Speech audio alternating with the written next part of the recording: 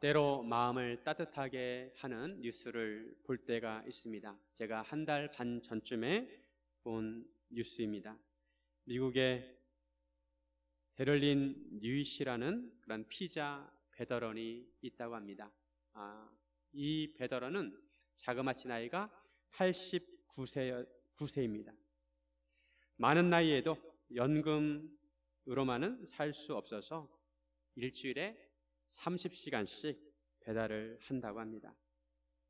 생각해 보세요. 89세신데 일주일에 30시간씩 배달을 하면 얼마나 힘들겠습니까? 하지만 이 할아버지는 피자를 배달할 때마다 사람들에게 따뜻하고 친절하게 대해주었다고 합니다. 노크할 때도, 문을 노크할 때도 리듬감 있게 맞춰가지고 경쾌하게 노크를 하였다고 합니다. 이 피자 가게에 자주 다니던 한 부부가 이 할아버지를 눈여겨보고 SNS에 할아버지의 일상을 찍어서 소선을 찍어서 올리는 그런 작업을 하였습니다. 그리고 많은 사람들이 그 할아버지의 일상을 보면서 할아버지의 따뜻함과 친절함에 호감을 가지게 되었고, 그리고 할아버지의 건강을 생각해서 모금을 하기 시작했다고 합니다. 그렇게 모금한 1,400만 원을 할아버지에게 전달을 하였다고 합니다. 정말 마음이 따뜻해지는 소식입니다. 인생을 살다 보면 이처럼 감사한 일들이 있습니다. 이러한 일들은 우리 마음을 따뜻하게 합니다. 여러분은 지난 한 주 동안 어떤 감사한 일들이 있었습니까? 아니, 지난 한 해를 되돌아보면 어떤 감사한 일들이 있었습니까? 감사는 하늘에서 떨어지기도 하지만 일상생활에서 우리가 찾고 주어야 하는 것이 감사입니다. 성경에서는 우리에게 범사에 감사하라고 말씀하는데 감사란 무엇일까요? 이 시간에 우리가 어떻게 해야 감사하는 삶을 살 수 있을까 함께 나누기를 원합니다. 첫째, 감사를 기억해야 합니다. 감사는 하나님의 은혜를 기억해야 합니다. 오늘 본문 신명기 말씀은 이스라엘 백성이 광야를 지나서 이제 가나안 땅을 눈앞에 두고 있습니다. 요단강 맞은편 모압 평지에 있을 때 모세가 전한 하나님의 말씀입니다. 모세가 시내산에서 처음으로 하나님의 율법을 받았는데 그때 이스라엘 백성들에게 하나님의 말씀을 전하고 나서 다시 모압 평지에서 다시 한번 하나님의 말씀을 전하고 있습니다. 하나님께서 이스라엘 백성에게 명령하셨습니다. 그들이 하나님께서 기업으로 주신 땅에 들어가서 거주할 때에 그 땅에서 농사를 지어서 얻은 모든 소산의 만물, 첫 열매를 광주리에 담아서 하나님께 드리라고 명령하셨습니다. 이 첫 열매를 하나님의 이름으로 두시려고 택하신 곳, 즉 성소가 있는 곳에서 하나님께 드리라고 하셨습니다. 하나님의 성막은 가나안 땅에 들어갔을 때 처음에 실로에 있었고 나중에는 예루살렘에 하나님의 성전이 세워지게 됩니다. 하나님께서 왜 그 땅에서 난 모든 소산의 첫 열매를 하나님께 드리라고 하셨을까요? 누구나 농사를 짓고 나서 첫 열매를 수확하였을 때 그 첫 열매는 의미가 있는 것입니다. 그동안의 땀과 노력의 결실입니다. 그 첫 열매는 의미 있는 것이고 가장 귀한 것입니다. 그것을 하나님께 드리라는 것은 바로 하나님을 기억하라는 것입니다. 그 첫 열매를 거둘 수 있었던 것은 바로 하나님의 은혜가 있었다는 것을 기억하라는 것입니다. 요즘 취직이 얼마나 힘든 시기입니까? 청년들이 수십 통, 수백 통의 이력서를 써서 겨우 취직을 할 수가 있습니다. 그렇게 어렵게 취직을 해서 첫 월급을 받았을 때 만감이 교차할 것입니다. 그동안 어렵게 공부했던 시절들, 그리고 자기를 뒷바라해 주신 부모님들이 생각날 것입니다. 그리고 자기를 인도하신 하나님을 기억하게 될 것입니다. 이처럼 이스라엘 백성이 하나님께 첫 열매를 드릴 때 그들은 제사장에게 나아가서 이렇게 말해야 했습니다. 3절에 보시면 3절 말씀, 그때 제사장에게 나아가 그에게 이르기를 내가 오늘 당신 하나님 여호와께 아뢰나이다. 내가 여호와께서 우리에게 주시겠다고 우리 조상들에게 맹세하신 땅에 이르렀나이다 할 것이요. 이스라엘 백성들이 여호와 하나님을 당신의 하나님이라고 한 것은 제사장이 하나님과 백성의 중보자 역할을 하였기 때문입니다. 이스라엘 백성은 첫 열매를 드리면서 여호와께서 우리 조상들에게 맹세하신 땅에 이르렀나이다 라고 하였습니다. 무슨 말입니까? 여호와 하나님께서 아브라함과 이삭과 야곱에게 가나안 땅을 주시겠다고 약속을 하셨습니다. 하나님께서 그 약속 그대로 이스라엘 자손들에게 가나안 땅을 주셨다는 것입니다. 인간에게 땅이 얼마나 소중합니까? 땅은 삶의 터전입니다. 땅에서 농사를 지어 먹을 것을 얻기도 하고 땅에 집을 짓고 살기도 하고 땅은 인간에게 삶 그 자체입니다. 사람은 항상 땅 위에 발을 딛고 삽니다. 그러기에 하나님께서 이스라엘 백성이 첫 열매를 드리면서 그 땅을 하나님께서 주셨다는 것을 기억하기를 원하셨던 것입니다. 이스라엘 민족 입장에서 생각해 보면 이스라엘 민족이 가나안 땅에 정착한 것은 모든 것이 다 하나님의 은혜였습니다. 이스라엘 민족은 애굽에서 노예 생활을 했습니다. 그들은 자유가 없었습니다. 애굽의 바로는 그들을 위해 감독자를 세우고 그들에게 무거운 짐을 지우고 괴롭게 하고 국고성 비돔과 라암셋을 건축하게 하였습니다. 바로는 날이 갈수록 번성하는 이스라엘 백성 때문에 고민했습니다. 이스라엘 자손이 번성하는 것을 억제하기 위해서 더욱 엄하게 일을 시키고 심지어는 남자아이가 태어나면 나일강에 버리고 여자아이는 살리라고 하였습니다. 이스라엘 백성들은 새벽에 일찍 일어나서 바구니를 들고 나갑니다. 그 바구니에 지푸라기를 담아서 나르고 벽돌을 담아 날랐습니다. 늦은 시간까지 일을 했습니다. 하루 일과를 마치고 집에 오면 녹초가 되어서 쓰러져 자기 바빴습니다. 그런데 그와 같은 노예의 삶에서 하나님이 그들을 해방시켜 주신 것입니다. 이스라엘 민족이 강에서 스스로 애굽에서 독립한 것이 아닙니다. 그들은 군대도 없었고 아무 힘과 능력이 없었습니다. 이스라엘 민족이 애굽에서 나오는 것은 전적인 하나님의 은혜였습니다. 그리고 가나안 땅에도 강력한 가나안 민족들이 살고 있었습니다. 이스라엘 적군들이 겁을 먹을 정도로 가나안 민족들은 강하고 컸습니다. 그런데 하나님께서 그들을 다 몰아내시고 그 땅을 이스라엘 민족에게 주신 것입니다. 그렇게 해서 이스라엘 민족이 가나안 땅을 차지하게 되었습니다. 바로 그 땅에 정착해서 그 땅을 일굴고 그 땅에서 씨를 뿌리고 그 땅에서 농사를 지어서 열매를 얻게 되었습니다. 그 첫 열매를 광주리에 담아서 하나님께 드린 것입니다. 애굽에서는 광주리에 지푸라를 담고 벽돌을 담았지만 이제 하나님의 은혜로 그 광주리에 곡식의 열매를 담을 수 있게 되었던 것입니다. 그 바구니를 보면서 얼마나 감회가 되었겠습니까? 하나님께서 그들에게 언약대로 가나안 땅을 주셨기에 그 땅에서 농사를 짓고 열매를 거둘 수가 있었습니다. 살 집이 없었는데 하나님께서 그 살 집을 마련해 주신 것입니다. 그러므로 하나님께 첫 열매를 드릴 때 기억해야 하는 것은 그 땅을 하나님께 주셨다는 것입니다. 만약 하나님께서 그 땅을 주시지 않으셨다면 그들은 여전히 애굽에서 노예 생활을 하고 있었을 것입니다. 바로에게 핍박을 받으며 고단한 삶을 살았을 것입니다.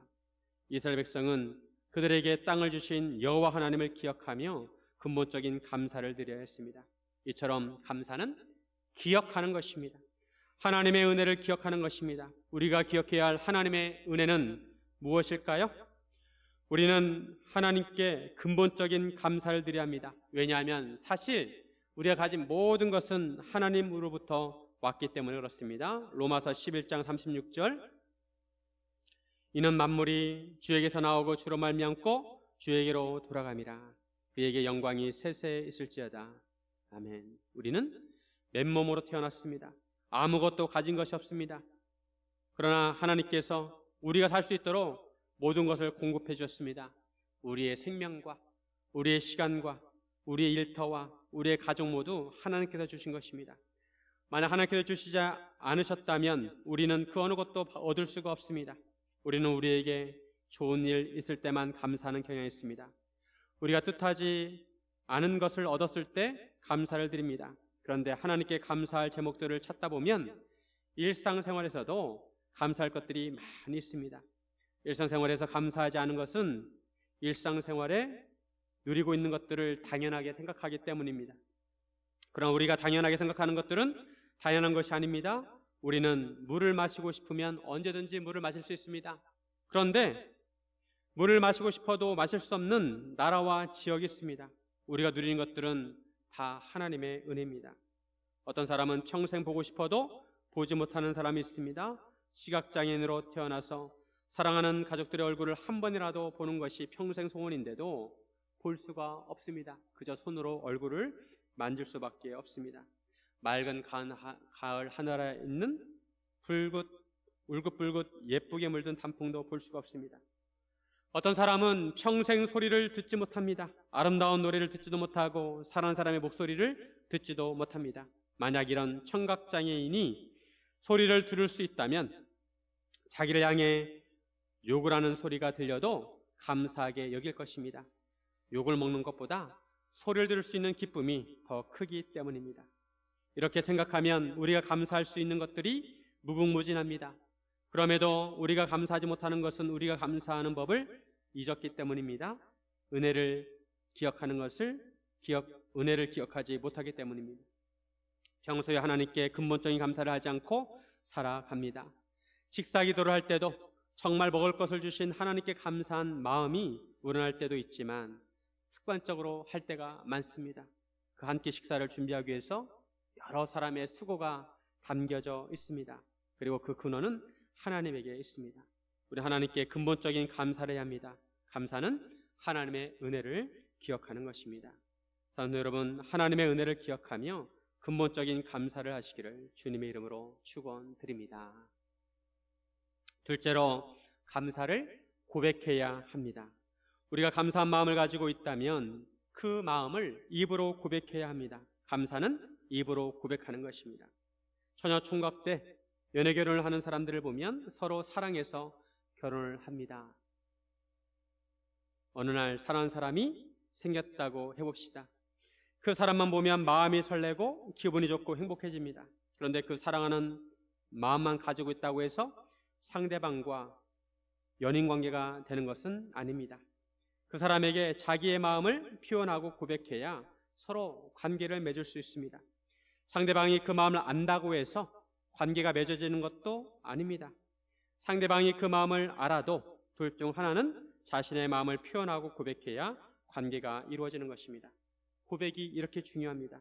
입술로 고백하는 것은 서로의 관계를 이어주는 것이고 마음을 확정하는 것입니다. 우리가 하나님께 신앙을 고백할 때도 마찬가지입니다. 저는 하나님을 믿습니다. 저는 예수님을 나의 구주로 믿습니다. 이런 고백을 할 때 하나님께서 기뻐하십니다. 물론 하나님께서는 우리가 말하지 않아도 우리 마음을 다 아십니다. 하지만 고백할 때 우리 마음이 확정이 되고 우리의 신앙이 분명해지는 것입니다. 로마서 10장 10절에 보시면 사람이 마음으로 믿어 의에 이르고 입으로 시인하여 구원에 이르느니라.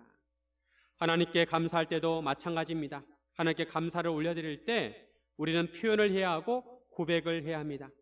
하나님께서 저에게 영원한 생명을 주셔서 감사드립니다.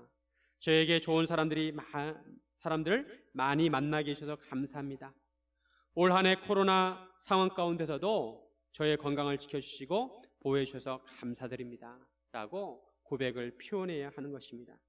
오늘 본문에 보면 이스라엘 백성이 하나님께 첫 열매를 드릴 때 하나님께 감사 고백을 합니다. 5절 말씀을 보시면 5절 우리 같이 한번 읽습니다.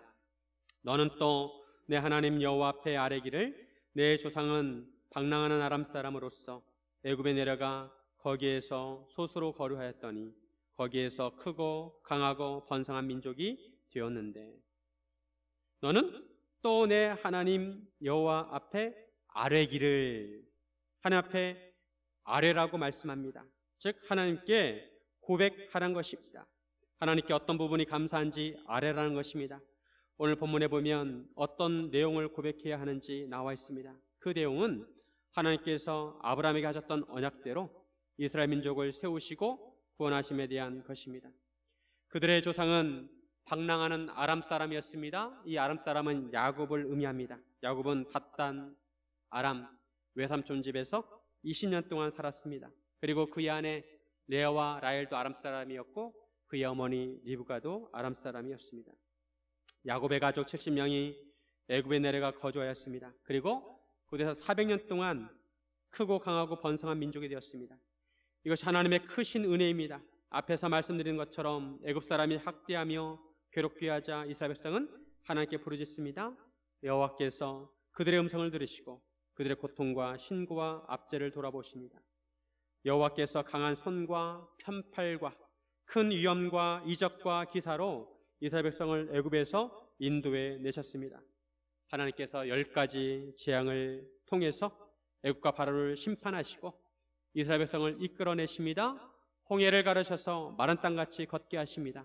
광야에서 구름기둥과 불기둥으로 인도하시고 날마다 만나를 내려주시고 반석에서 물이 나게 하셨습니다. 그리고 가나안 땅 젖과 꿀이 흐르는 땅으로 이스라엘 백성들을 인도해 주셨습니다. 이 모든 것이 다 하나님의 은혜이고 이것을 입으로 고백하라는 것입니다.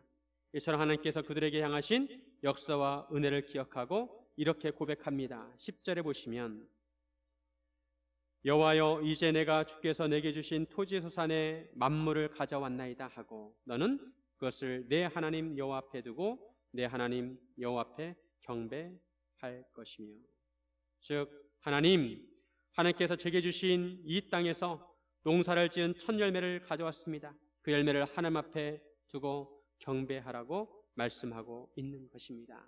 오늘 강단 앞에 이렇게 과일로 예쁘게 꾸며놨는데 바로 우리의 열매들을 이제 하나님께 제단에 올려드리고 표현을 하라는 것입니다. 감사를 고백하라는 것입니다. 왜 감사한지, 무엇을 감사해야 하는지 고백해야 합니다. 가끔 종이에다가 감사 제목을 적어보는 것도 좋습니다. 감사 제목 100가지를 한번 적어보시기 바랍니다. 하나님께 무엇을 감사하고 있는지, 나에게 어떤 하나님의 은혜가 있는지 기록하다 보면 내가 평소에 깨닫지 못했던 감사 제목들도 생각나게 됩니다. 감사는 표현해야 하는 것입니다. 제가 한 번은 기도하면서 성도들을 한 분 한 분 떠올리면서 하나님 앞에 하나님 누구누구 사랑합니다 라고 고백을 한 적이 있습니다. 그랬더니 제 마음이 찔리는 거예요. 왜냐하면 제가 그분들을 그렇게 사랑하지 못했다는 것을 깨달았기 때문입니다. 그리고 이번에는 하나님께 기도를 드리면서 성도님들 한 분 한 분 떠올리면서 감사 고백을 했습니다. 하나님, 누구 권사님 이러이래서 감사합니다. 하나님, 누구 집사님 이러이래서 감사합니다. 그렇게 기도하다 보니까 제가 평소에 참 감사를 잊고 살았다는 것을 깨닫게 되었습니다. 성도들 한 분 한 분 정말 귀하고 감사한데 그것을 잘 깨닫지 못했던 것 같습니다. 어떤 분은 그냥 우리와 함께 예배드리는 그 자체만으로도 감사가 되었습니다. 여러분도 한번 해보시기 바랍니다. 사랑을 고백하면 사랑하게 되고 감사를 고백하면 감사하게 됩니다. 가족들의 이름을 한 사람 한 사람 부르면서 사랑합니다, 감사합니다 라고 해보시기를 바랍니다. 스피드 게임, 단어 알아맞추기 게임을 했는데 어떤 할머니한테 할아버지를 4글자로 뭐라고 하냐고 물었습니다. 그때 할머니가 한 대답이 평생 왼수라고 했습니다. 평생 왼수. 정답은 천생연분인데 평생 왼수라고 한 것입니다. 평생 왼수 같은 남편을 떠올리면서 사랑합니다, 감사합니다 해보시기 바랍니다. 그러면 사랑하는 마음과 감사하는 마음이 생길 것입니다. 이것이 바로 고백의 힘입니다. 고백하면 더 사랑하게 됩니다. 고백하면 더 감사하게 됩니다. 고백하면 믿음이 더 새로워지고 더 강해지게 됩니다. 하나님을 향해서도 하나님, 저에게 이러이러해서 감사합니다 고백해 보시기 바랍니다. 믿음은 고백하는 것입니다. 영화 교회 오빠에 나오는 오은주 집사님의 간증을 들은 적이 있습니다. 오은주 집사님의 남편 이관희 집사는 평범한 직장생활을 하다가 대장암 사기에 걸리게 되었습니다. 남편의 항암치료 와중에 시어머니가 자살하게 됩니다. 아들의 병으로 인해서 우울증에 시달리다가 그렇게 된 것입니다. 그리고 남편의 마지막 항암치료를 마치는 날, 마치고 나서 얼마 있다가 오은주 집사도 혈액암 사기 판정을 받게 되었습니다. 세상적으로 보면 너무 불행한 가정입니다. 어떻게 이렇게 좋지 않은 일이 한꺼번에 몰려올 수 있습니까? 그것도 크리스천 가정의 말입니다. 하지만 그런 중에도 이관의 집사는 하나님을 원망하지 않았다고 합니다. 욥처럼 끝까지 주님에 대한 믿음을 고백하였다고 합니다. 극심한 고통 속에서도 하나님의 말씀을 붙들고 하나님의 말씀을 맨정신으로 보기 위해서 진통제 맞기를 거부하였다고 합니다. 그렇게 남편을 떠나보낸 오은주 집사도 암투병을 하면서 어린 자녀를 키우고 있지만 여전히 하나님만 의지하며 하나님에 대한 믿음의 고백을 하면서 간증을 하고 있습니다. 오은주 집사는 고등학교 교사였는데 이러한 고난을 겪으면서 자신이 얼마나 교만했는지 회개를 하였다고 합니다. 그리고 천국에 대한 소망이 있기에 마냥 슬프지만은 않다고 하였습니다. 오은주 집사는 적어도 욥의 아내보다는 나은 것 같습니다. 욥의 아내는 욥에게, 고통받고 있는 욥에게 차라리 하나님을 욕하고 죽으라고 하였습니다. 그러나 오은주 집사는 끝까지 남편이 믿음의 길을 걸을 수 있도록 함께 동행하고 자신도 암투병하면서도 그 길을, 믿음의 길을 걷고 있습니다. 영화 교회 오빠를 제작한 이효경 감독은 크리스천이 아닙니다. 그럼에도 이 영화를 만들면서 많은 감동을 받았다고 합니다. 이 감독이 이렇게 말을 했습니다. 비극 속에서도 부부가 너무 밝고 투명했습니다. 모든 것에 감사하는 모습들이 제작진과 시청자들, 관객들에게 울림을 준 부분이라고 말을 하였습니다. 하나님께서는 많은 것을 가졌을 때 감사의 고백도 받으시지만 없을 때 감사의 고백도 받으시는 줄로 믿습니다. 오은주 집사의 간증을 들으면서 생각나는 성경 구절이 있었는데 바로 시편 126편 5절입니다. 눈물을 흘리며 씨를 뿌리는 자는 기쁨으로 단을 거두리로다. 사랑하는 여러분, 하나님의 은혜에 감사 고백하시기를 주님의 이름으로 축원드립니다. 셋째로 감사를 실천해야 합니다. 감사는 감사를 나아야 합니다. 감사를 입으로만 고백해서는 안 되고 몸으로 실천해야 합니다. 하나님께서는 이스라엘 백성에게 첫 열매를 드리고 나서 이웃들과 함께 즐거워하라고 하셨습니다. 11절 말씀 우리 같이 한번 읽겠습니다. 11절 내 하나님 여호와께서 너와 내 집에 주신 모든 복으로 말미암아 너는 레위인과 너희 가운데 거류하는 객과 함께 즐거워할지니라. 하나님께서 베풀어 주신 은혜에 하나님께 감사를 드릴 뿐만 아니라 이웃들과 함께 즐거워하라는 것입니다. 주술을 하는 날은 온 동네 사람들이 함께 즐거워하는 것처럼 하나님께 먼저 감사를 드리고 나서 그 다음에 이웃들과 즐거워하라는 것입니다. 그리고 이렇게 말씀합니다. 12절에 보시면 셋째 곧 11조를 드리는 해에 내 모든 소산의 11조 내기를 마친 후에 그것을 레인과 객과 고아와 과부에게 주어 내 성읍 안에서 먹고 배부르게 하라. 이것이 무슨 말이냐 하면 율법에는 세 가지 11조가 있습니다. 제1의 11조는 모든 곡식의 11조를 하나님께 드리는 것입니다. 곡식의 각 종류별로 10분의 1을 하나님께 드립니다. 쌀, 보리, 포도, 무화과, 밀 이런 것들을 각 곡식마다 종류별로 하나님께 11조를 드립니다. 그 11조는 레위 자손들에게 주었습니다. 레위 자손은 하나님을 섬기는 지파여서 땅을 분배받지 못했습니다. 대신에 다른 지파들이 내는 11조로 생활하였습니다. 그리고 제2의 11조는 무엇이냐면 제1의 11조를 드리고 난 다음에 나머지 10분의 9 중에서 다시 10분의 1을 드려가지고 이웃들과 함께 감사의 축제를 하도록 하였습니다. 그리고 제3의 11조는 안식일을 기준으로 해서 세 번째 해와 여섯 번째 해에는 이 제2의 11조를 레위인과 객과 과와 과부에게 나누어 주도록 한 것입니다. 즉 어렵고 가난한 자들을 구제하라는 것입니다. 하나님께서는 항상 소외된 자들에게 관심을 가지십니다. 그 당시에 객과 고아와 과부는 생계 능력이 없었습니다. 누가 도와주지 않으면 살아갈 수 없었습니다. 그래서 하나님께서는 항상 그들을 배려하고 돌보라고 하셨습니다. 이처럼 제3의 11조를 그들에게 나누어 주기도 하고 추수할 때 하나도 남김없이 거두는 것이 아니라 모퉁이에 조금씩 남겨놓게 하였습니다. 그래야 객과 고아와 과부들이 그것으로 살 수 있기 때문입니다. 나무의 열매를 딸 때도 다 따는 것이 아니라 나무 꼭대기에 열매들은 남겨두었습니다. 하나님께서 이스라엘 자손들에게 가난한 자들을 돌보라고 하시면서 너희가 애굽에서 종되었을 때를 기억하라고 하셨습니다. 불의익기 돕기를 하거나 남을 도와주는 사람들을 보면 물론 그 중에는 잘 사는 사람도 있지만 잘 살지 못하면서도 어려움을 당한 사람들의 처지를 공감하고 도와주는 사람들이 있습니다. 그런 사람들이 십시일반으로 도와줍니다.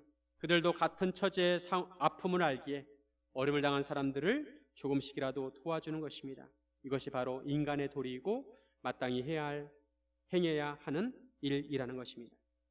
하나님께서 이스라엘 백성을 어려운 노예 생활에서 구원하셨듯이 이스라엘 백성들도 어려움을 당하고 있는 사람들을 돌아보라는 것입니다. 하나님의 은혜를 받았으면 그것을 움켜쥐지 말고 가난한 자들에게 나누어 주라는 것입니다. 이런 의미에서 기독교인은 축복의 통로가 되어야 합니다. 하나님으로부터 복을 받았으면 그 복을 다른 사람들에게 나누어 주는 유통을 시켜야 하는 것입니다. 이처럼 하나님께서 하라고 명령하신 사항들을 거룩하게 순종한 다음에 이렇게 간구하라고 하십니다. 15절 말씀, 15절 같이 한번 읽습니다. 원하건대 주의 거룩한 처소 하늘에서 보시고 주의 백성 이스라엘에게 복을 주시며 우리 조상들에게 맹세하여 우리에게 주신 젖과 꿀이 흐른 땅에 복을 내리셔서 할지니라. 하나님께 첫 열매를 드리고 감사의 고백을 하고 나서 제3의 11조로 객과 고아와 과부에게 나누어 주고 나서 하나님께 기도하라는 것입니다. 거룩하신 하나님 아버지, 하늘에서 우리를 보시고 우리에게 복을 주시옵소서. 하나님께서 우리 조상들에게 언약하시고 우리에게 주신 젖과 꿀이 흐르는 땅에 복을 내려 주시옵소서라고 기도하라는 것입니다. 우리는 하나님의 은혜가 없으면 한순간도 살 수 없는 존재입니다. 인간은 온도에 민감합니다. 온도가 좀만 올라가도 살기 힘들고 좀만 내려가도 살기가 힘듭니다. 만약에 지구가 태양에 조금만 가까이 가거나 조금만 멀어지면 지구는 인간이 살 수 없는 환경이 됩니다. 우리가 생각하지 못한 부분까지도 하나님께서 붙들어 주시기에 우리가 살 수 있는 것입니다. 그러기에 우리는 매 순간 하나님의 은혜를 구해야 하는 것입니다. 하나님의 은혜를 간구해야 합니다. 하나님, 우리 땅에 복을 내려 주옵소서 간구하시기 바랍니다. 하나님, 우리 교회에 복을 내려 주옵소서 간구하시기 바랍니다. 이런 하나님의 은혜를 구할 때 이전에 받았던 은혜에 대해서 감사를 실천하라는 것입니다. 감사의 실천은 하나님의 백성의 의무이고 그런 의무를 다한 다음에 하나님께 기도하라는 것입니다. 신약시대에 와서도 처음 교회가 세워지고 나서 교회가 한 일은 어려운 사람들을 섬기는 일이었습니다. 사도행전 4장 32절, 믿는 무리가 한 마음과 한 뜻이 되어 모든 물건을 서로 통용하고 자기 재물을 조금이라도 자기 것이라 하는 이가 하나도 없더라. 성도들이 모든 물건을 서로 통용하고 자기 것이라고 주장하지 않았습니다. 그리하여 그 중에 가난한 자들이 없게 되었습니다. 각 사람의 필요에 따라 나누어 가졌습니다. 초대교회에서도 과부를 돕는 데 힘을 썼습니다. 하나님의 마음은 옛날에 지금이나 동일하십니다. 지금도 하나님의 눈은 가난한 사람들, 연약한 사람들을 향하십니다. 지금도 교회를 통해서 가난한 사람들을 구제하라고 하십니다. 그러기에 교회는 감사를 실천해야 합니다. 작은 감사라도 실천해 보시기 바랍니다. 성도들에게 작은 선물과 감사 카드를 적어서 드리는 것도 좋고 이웃들에게 작은 선물과 감사 카드를 적어서 문고리에다가 걸어놓는 것도 좋습니다. 온기가 느껴지고 따뜻함을 전달할 수 있을 것입니다. 그동안 교회에 나오지 못한 성도들에게도 작은 선물을 준비해서 전달한다면 그들에게 큰 격려와 힘이 될 것입니다. 감사는 실천하는 것입니다. 하나님의 은혜에 대해서도 작은 감사를 실천해 보시기를 바랍니다. 백화점왕 존 워너메이커는 어렸을 때 아버지가 일찍 돌아가셔서 소년 가장이 되었습니다. 학교에 다니지 못하고 벽돌 공장에 다녔는데 그가 다니던 교회 앞마당은 비가 올 때마다 진흙탕이 되었다고 합니다. 존 워너메이커는 비록 어린 나이지만 벽돌 공장에서 일하고 하루 받는 임금 7센트의 일부를 조금씩 떼어가지고 벽돌 한 장을 샀다고 합니다. 그리고 그 벽돌 한 장을 교회 앞마당에 벽돌을 놓기 시작했습니다. 어른들도 하지 못한 생각을 어린아이가 실천한 것입니다. 그렇게 벽돌 30장을 깔았을 때 이 아이의 모습을 지켜보던 어른들이 팔을 걷어붙이고 힘을 모아서 교회 앞마당을 벽돌로 깔았다고 합니다. 작은 감사라도 실천해 보시기 바랍니다. 내가 할 수 있는 감사의 실천을 찾아서 작은 것이라도 실천해 보시길 바랍니다. 하나님께서 그 감사의 실천을 통해 새로운 역사를 이루실 줄로 믿습니다. 사랑하는 여러분, 하나님께서 살아계심으로 우리가 있게 되고 예수님께서 십자가에 죽으시고 부활하심으로 우리가 다시 살 수 있게 되었고 영원히 살 수 있게 되었습니다. 이것이 이 세상에서 우리가 고통을 당해도 감사할 수 있는 근본적인 이유입니다. 이런 근본적인 감사를 하나님께 올려드리시기를 주님의 이름으로 축원드립니다. 이렇게 기도하겠습니다.